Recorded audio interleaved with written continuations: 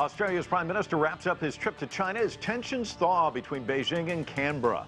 Hello, I'm Mike Walter, sitting in for Anna Naidu, and this is The Heat.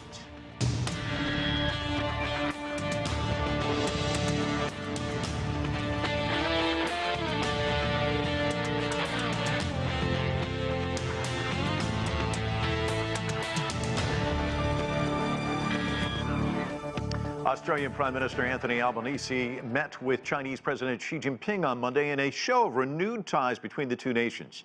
Albanese noted that this year marks a special anniversary. My visit is about taking forward our important partnership. Our proximity, our economic complementarities, and our close people-to-people ties have brought many benefits to both of our countries. And my visit here marks the 50th anniversary of Prime Minister Gough Whitlam's first visit by an Australian Prime Minister here to China. It has been 7 years since an Australian Prime Minister visited China. Trade tensions and security concerns impacted the relationship, but both governments are now looking to change that. Let's bring in our panel to talk a little bit more about all of this. And our guests include, from Sydney, Australia, Jocelyn Chey. She's a former senior diplomat specializing in Australia-China relations, and she's also an adjunct professor at the University of Technology, Sydney. In Beijing, Gong is a China forum expert and professor at the University of International Business and Economics in Beijing. Out of Miami, Quelch is a professor at the Herbert Business School at the University of Miami, and Victor Gao is chair professor at China's Soochow University. Victor, let me start with you.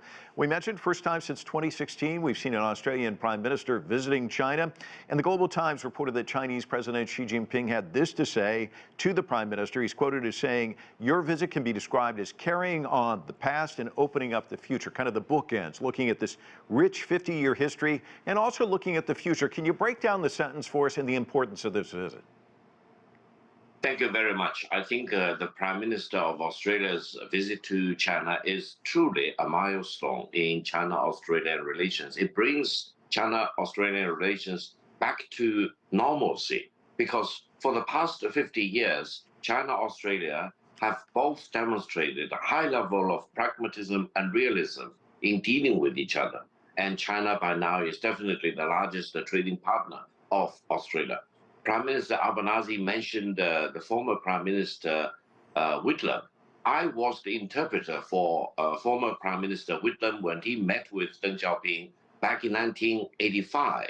So I remember very clearly. I also accompanied former Secretary General Hu Yaobang and others to visit Australia in the 1980s. I always recall this high level of pragmatism and caring for each other's real interests demonstrated by China and Australia. Now, I think President Xi Jinping is really re-emphasizing that China-Australia relations need to be back to the normalcy, and we need to deal with each other as what we are, rather than politicize or demonize each other.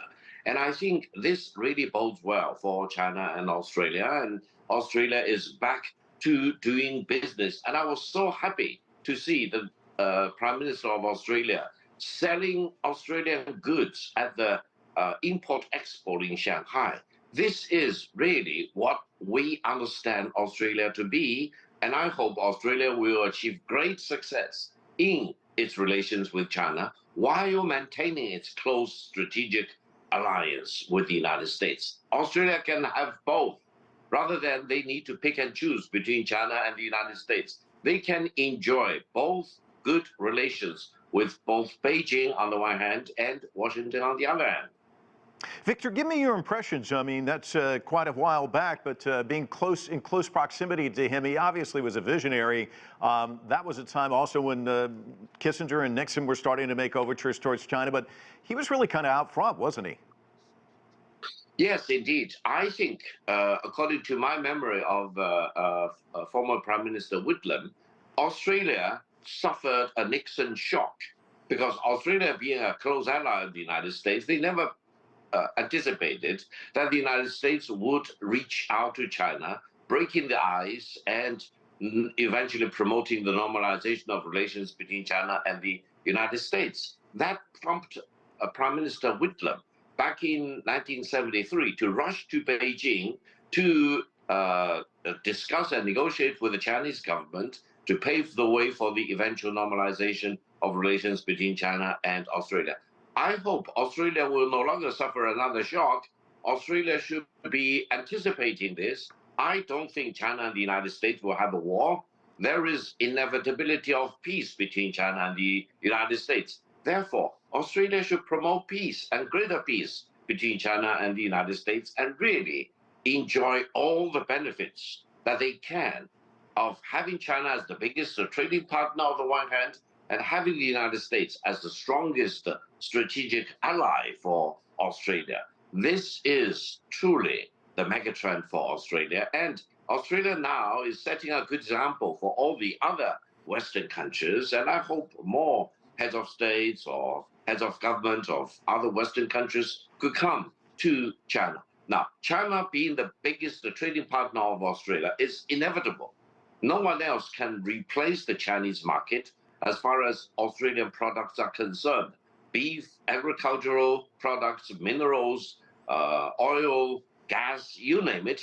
And also the Chinese tourists, the Chinese students, they are such important lifeline as far as the economy in Australia is concerned.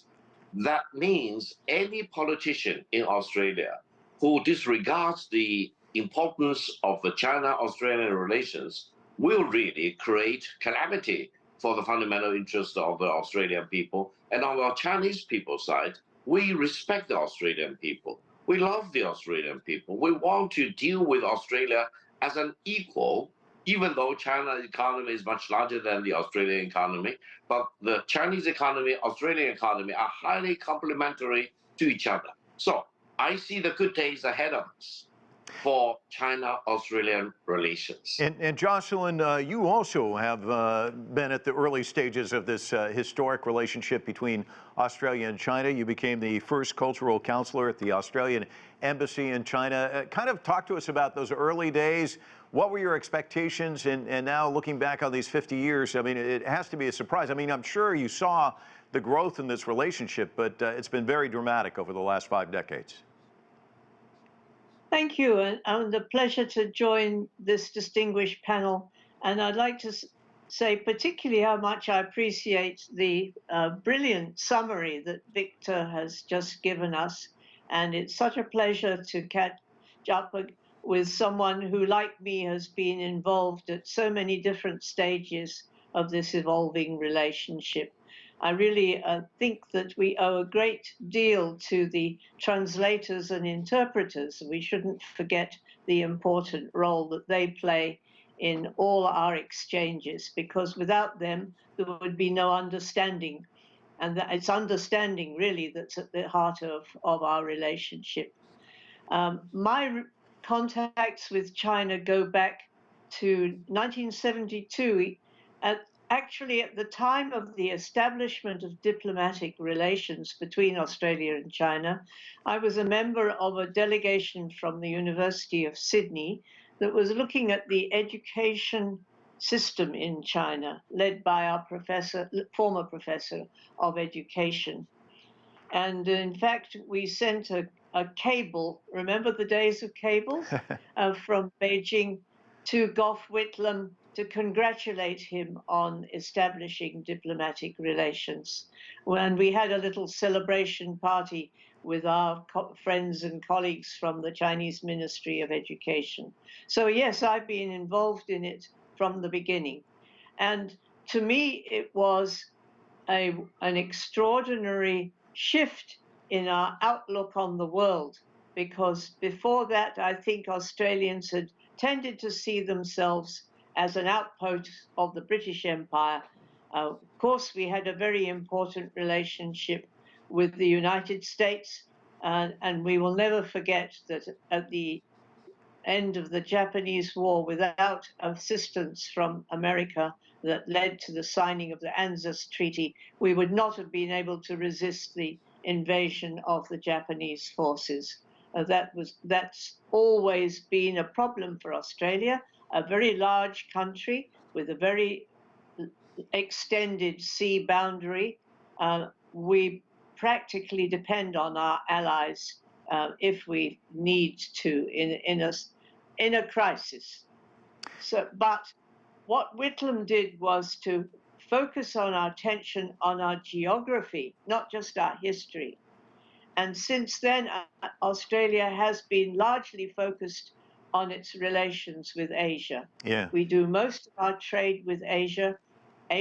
This part of the hemisphere, which includes China in the north and Australia in the south, and the regional countries, is the part of the world that's growing faster than any other part of the global economy. And we depend on our growing people-to-people relations. Chinese Australians now make up 4 or 5% of our total population. Yeah. So we have a lot of people-to-people contact. Right. It's been extraordinary to watch. John Gong, we've been kind of talking about the golden age between Australia and China. It's been a different story during the Scott Morrison era. Of course, the relations deteriorated.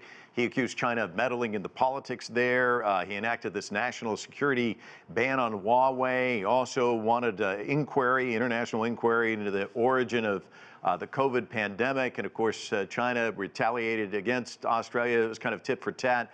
Kind of give us a sense of where the relationship was before this visit or prior to this visit. And what does this do in terms of mending that, do you think? Yeah, the souring of the bilateral relationship really started with the Morrison administration. And you point out two things. I think in terms of the first things that Australia did. Australia is one of the first countries that has imposed essentially sanctions on Huawei. And I remember at the time I was discussing with the diplomats from the Australian embassy in Beijing. Actually, I was asking why that's the case, and that was, national security reasons raised. But and we all know that it's surprising that the Huawei products have been scrutinized extensively by the British government, and they didn't find any bug in the Huawei system at all. So I think the national security argument is purely based on theory, based on hypothesis, which are not true at all. The second first is that Australia, the Morrison administration, is the first one started to advocate the investigation of, as you said, the source of the COVID, and that's a huge blow to the Chinese government, and a couple of other minor things. I think later during the Morrison administration, of course, there's the AUKUS deal, the Quad thing, which are clearly targeting China. These are essentially alliances on the scale of very close to NATO, in my view. And these are the things that are not so much enamored by the Beijing administration. So China started to retaliate, and the relationship started to cool. This clearly spills over in the economic realm into the trade area. In addition to China being the largest trading partner of Australia, I also want to point out that Australia is only one of the few countries that maintains trade surpluses with China. Australia enjoys a surplus of close to $70 billion a year, and that's a very large amount of money. I think the importance of the mainland market, the Chinese market, to the Australian economy is very clear, especially in areas of exports of iron ore and other coal and other mineral materials, agricultural products, wine. And let's not forget lobster. I think your program has a scene of Albanese holding an Australian lobster in Shanghai. So this is extremely important to the Australian economy. So I think it's against that backdrop that finally, this kind of a relatively dark chapter is behind us. I think the Albanese administration is opening a new page. And also, this is something what President Xi said yesterday, right? So, so I hope moving forward, the relationship could come back to normalcy, and that the trade relationship should thrive from now on. All right, we've entered into the John session of the broadcast. We'll shift our attention to John Quelch. Thank you for being patient. Let me ask you about the current Prime Minister's comments. He says, Australia is going to cooperate with China where we can, disagree where we must, and engage in our national interests. These are kind of the same sorts of things you hear from Joe Biden here in the U.S. Break that down for us. What does that mean for relations moving forward, do you think? Well, thank you, Mike. I'm delighted to participate in this happy discussion. It's always good news when two leaders meet and have a reopening of dialogue. It's good for peace, it's good for prosperity, and it's good for trade. The mantra that you just cited, I think, was first articulated by Secretary of State Blinken, perhaps not quite word for word, but obviously we are in a situation where co-opetition, as we call it, a combination of cooperation and competition, is the basis on which relationships have to proceed in a very integrated global economy. And it's not that difficult to do, quite frankly. It's good to see the pendulum has swung back towards a more even keel. It sets the stage for, I think, a similar rapprochement between the US and Canada and China, which has been suggested by multiple visits of cabinet secretaries to China in the last 6 months, and which hopefully will result in a meeting shortly, next week, in fact, or the week after, between President Xi and President Biden. So I'm very optimistic about the progress that has been made here. Yes, there are going to be issues around Indo-Pacific security matters, and yet at the same time in the area of trade and climate change cooperation, for example, there's plenty of work that can be done on behalf of the peoples of both countries.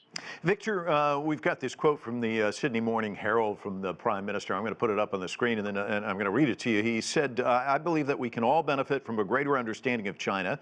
Where differences arise, it's important that we have communication. From communication comes understanding. He's emphasized dialogue and communication with China throughout this trip, and that's the kind of mantra that really goes over well in China. You know, we hear a lot about enhanced dialogue and cooperation from Chinese leaders, mutual respect, mutual understanding. So he's kind of speaking, you know, the leadership in China's language here. How's that going to go over in Beijing, and how might Beijing reciprocate, do you think?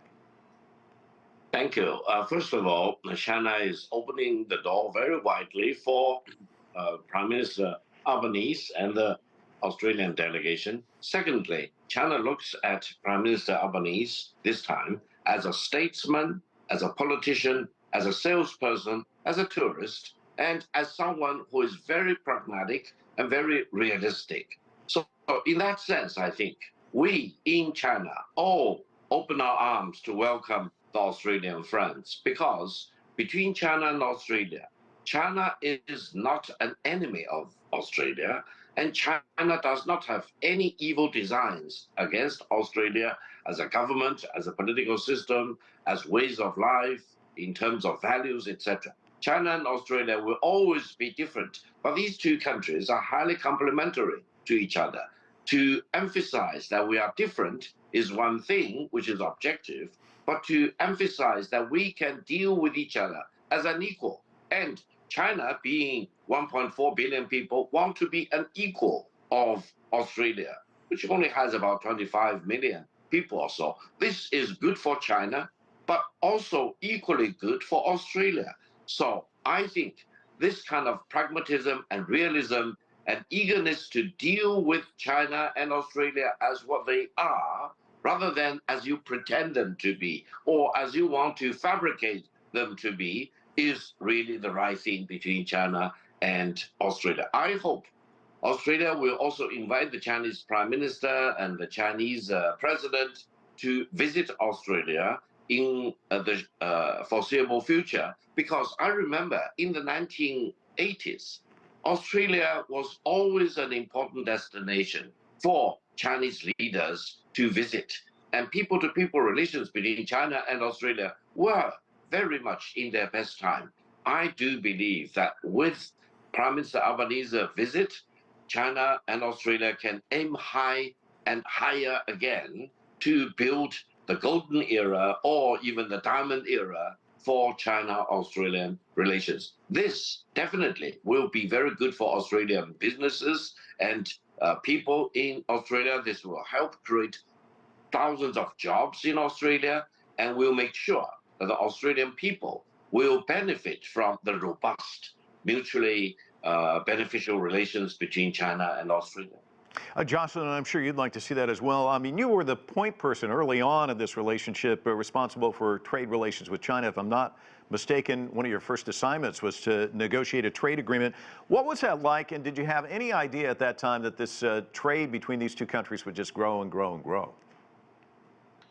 I must say that when diplomatic relations were established in the 1970s, trade was not at the top of the agenda. Australian and Chinese trade was very limited, and China was still recovering from the 10 disastrous years of the Cultural Revolution. So the economy was not strong, and we actually even had a program to assist China to develop exports for the Australian market using Australian government funds. So it was a very rare person who forecast the degree to which trade would grow.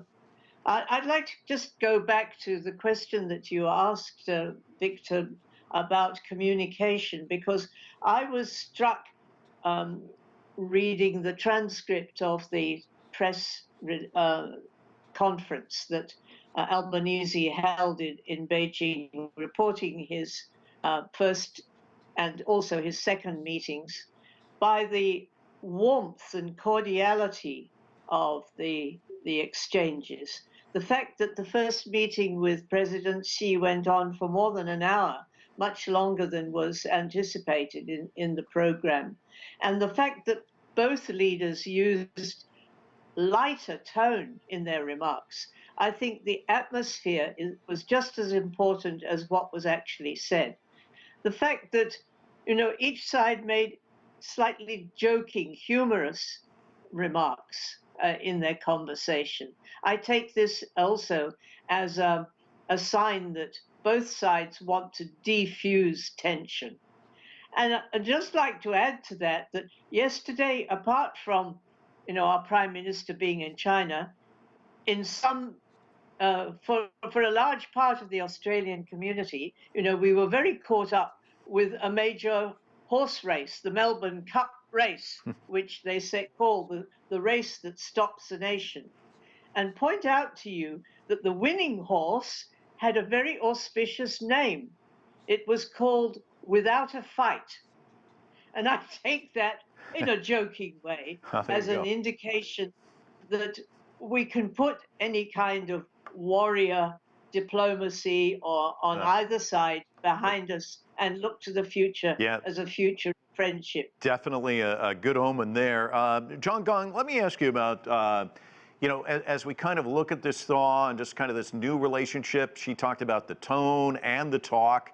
Do you see kind of a sea change out there? I mean, isolationism was such a piece of the Morrison government, the Trump government, and John Quelch mentioned that Biden and Xi may be meeting in San Francisco in the coming weeks. Are we turning the page in a sense? To answer your question, I think we can look at what are the stumbling blocks in the last few years, other than the several events initiated by the Morrison administration. I think from Australia's perspective, my understanding is that one major concern is with respect to China's interactions with the South Pacific island countries. China has these Belt and Road Initiative projects in several of these island countries, and this is an area traditionally regarded by Australia as its backyard. It's ours, according to Mr. Morrison's own words. I think this is, a lot of ministers' understanding between the two sides. I think China's investments in that region is purely out of commercial interest, out of establishing a stronger relationship between these countries, island countries, and China. China absolutely has no design in this area. That's running against the interests of Australia. So I think this is an issue that can be, worked out, can be talked about by the two sides. So that's one big issue. The second big issue, has been in the past about, the national security concern from Australians' perspective. I was told by a couple of Australian journalists that in the past, the Australian public seems to have a backlash against, Chinese immigrants, which partially contribute to the, high real estate prices over there in Sydney and other cities in Australia. Coupled with a few incidents that, as if the, China is meddling in Australian politics, which is totally untrue. If you really dig deep into this, and after investigations, there's really no clear evidence being dug up. And again, China absolutely has no design on Australian domestic politics. And both countries, we are thousands and thousands miles apart, and China represents no interest at all, in that region from military or from defense perspective. It's just shocking to hear the past defense minister in Australia talking about the prospect of a Chinese invasion, and this is totally ridiculous. So I think these issues have to be worked out, and that I think moving forward, both sides do have a lot of economic complementarities. We're just, John, I'm sorry, we're just about out of time. I wanted to give Victor the last word on this and get your final thoughts. We've got about a minute left. Yeah, thank you very much. I think let us all be the optimists for China-Australia relations. John mentioned South Pacific. Allow me to emphasize one point. South Pacific is for the South Pacific island countries, and Australia does not have sovereignty over South Pacific area. China and Australia have all the reasons to cooperate very closely for the benefit of the people in the South Pacific island countries. No one has a lockup of the relations in the South Pacific, that's for sure. Economic, social, political, you name it. And I do believe China and Australia can cooperate very closely, not only in their bilateral relations, but in multilateral relations, international organizations, in dealing with climate change, you name it. China and Australia are here to stay. They are going to be closer to each other as economic partners. Well, we're going to leave it on that optimistic note. I want to thank our guests for joining us. It's been a great pleasure visiting with all four of you. I'm Mike Walter in Washington, D.C. Thanks for watching another edition of The Heat.